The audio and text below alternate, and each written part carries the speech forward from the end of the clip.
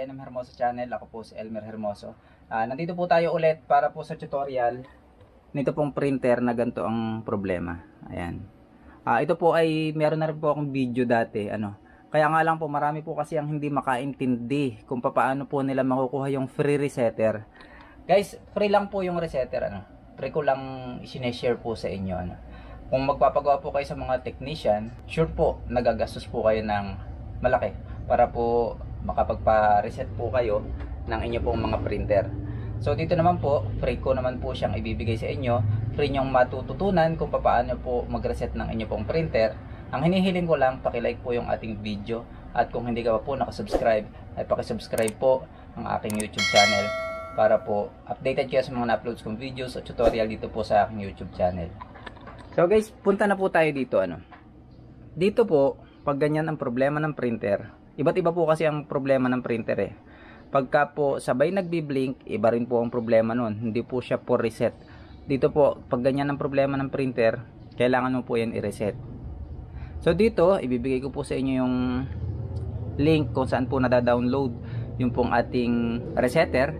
At ituturo ko na po detalyado kung paano nyo po makukuha. Lalo po yung iba po kasi hindi alam, kahit sabihin ko nang sabihin na nasa description yung link, hindi po nila alam kung saan po yung description, hindi alam kung saan kukuhanin. Araw-araw po may nagko-comment kung paano po makukuha yung free resetter. Kaya po inulit ko po yung tutorial na ito para po sa mga hindi nakakaalam. Okay, pagka po nasa harap kayo ng computer mga kaibigan, ayan, halimbawa kunwari ito yung pinapanood nyo po yung aking video. Pagka yun yung pinapanood nyo, meron po ditong title. Ayan yung title. Okay. Sa ilalim niyan, meron kayong makikitang see more. Or, ito yan. See more. Or more. I-click mo yung more na yan. Pag na-click mo yung more, dyan mo po makikita ito pong link na ito. Ayan po, nakasulat po yan dyan. Nakasulat din po dyan yung para sa tip and donation. Nandiyan po yung aking GCash number. Kaya na po ang bahala kung gusto nyo pong mag-share ng blessings. Dito po, pag dinownload nyo po yan, ayan, pag dinownload nyo yan, ang lalabas po dyan, ayan. Pag dinownload yan mga kaibigan, ito siya sa download. Ayan, naka-word document po yun. Yung iba kasi nagtataka kung bakit naka-word documents. Naka-word documents nga po kasi yun, kasi nga, baka po magkaroon tayo ng violation sa YouTube kapag nilagay natin yung direct link ng website. Kaya po, dito po natin nilagay sa Microsoft Word. So ngayon, pag inopen natin si Microsoft Word, naandyan po ang link nung resetter. Ayan. Ayan download link. Ayan, nakasulat po dyan. Tsaka pakibasa na rin po yung mga nakasulat dyan, kung ano po yung nakasulat dyan. Nakasulat na rin po dyan yung aking GCash number kung sakaling gusto nyo pong magbigay ng tip para po dito sa inyong matututunan. At libre naman po ito.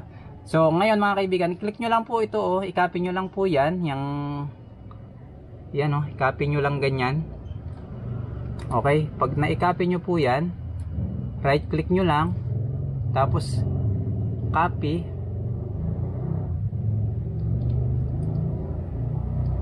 Ayan, right click tapos copy. Tapos pumunta po kayo sa inyo pong mga browser. Pagpunta nyo po sa inyo pong mga browser, ayan, punta po kayo sa browser, open tayo ng tab, right click doon sa lagayan ng URL, and then i-paste nyo lang yung nakapin yung link doon sa Microsoft Word, and then enter. Meron po kayo makikita doon, download latest resetter via server 1 or server 2. Pwede po ito sa Epson L120, pwede po sa Epson L121. Bahala na po kayo pumili kung ano pong da-downloadin nyo dyan, yung green or yung blue. Click nyo lang po at magda-download na po yan. After po natin ma-download mga kaibigan, ito po yung lalabas. I-minimize ko lang po itong mga nakabukas dito sa ating computer. After natin ma-download, ito yung lalabas.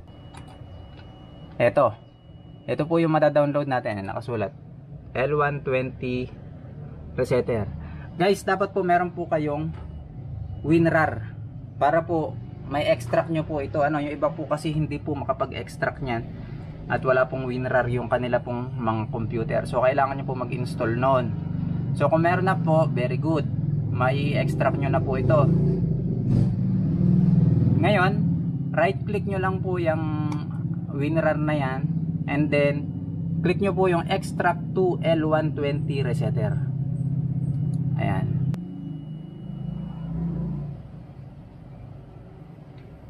Okay. After nyo pong magawa yon, magagawa po siya ng folder na Epson L120 resetter. Ito po yon.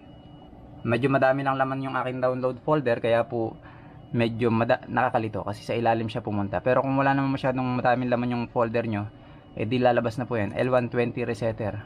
Tapos yan, may folder pong maliit dyan. Ayan, open nyo lang po yan. And then, ito po yung ating resetter. Ayan po nakasulat L120.exe. Ngayon, ayan pa yung printer natin. May problema yung printer natin. Nagbi-blink-blink. Ito yung ating resetter. Double click nyo lang po yan. Pagka-click nyo po ng double click, ay i-click nyo itong particular adjustment mode. And then, syempre, ang kailangan natin mag-reset ng waste ink pad counter. I-click nyo po yan. Ayan. And then, click nyo po yung OK. Tapos, click nyo po yung check. Tapos, ngayon, kiklik naman natin tong main pad counter. Lagyan mo ng check. Ayan. And then, click mo yung initialize. And then, click mo OK. Ayan. Please turn off the printer, sabi niya. So, di ba nabiblink pa yan? Biblink-blink yan. Turn off daw.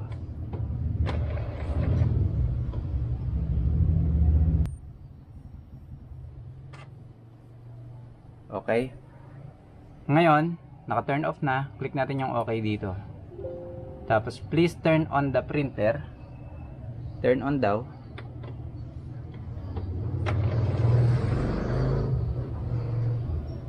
Pag na-on mo na, and then okay natin yan, pagka-reboot natin ng printer, tapos i-close na natin to mga to. Close, and then close. Ayan. Ngayon, yung printer natin, hindi na po nagbi-blink. Okay, makakapag-print na po tayo uli. So, test print po tayo. Okay, test print tayo mga kaibigan. Ayan. Click natin yung print. Yung printer natin.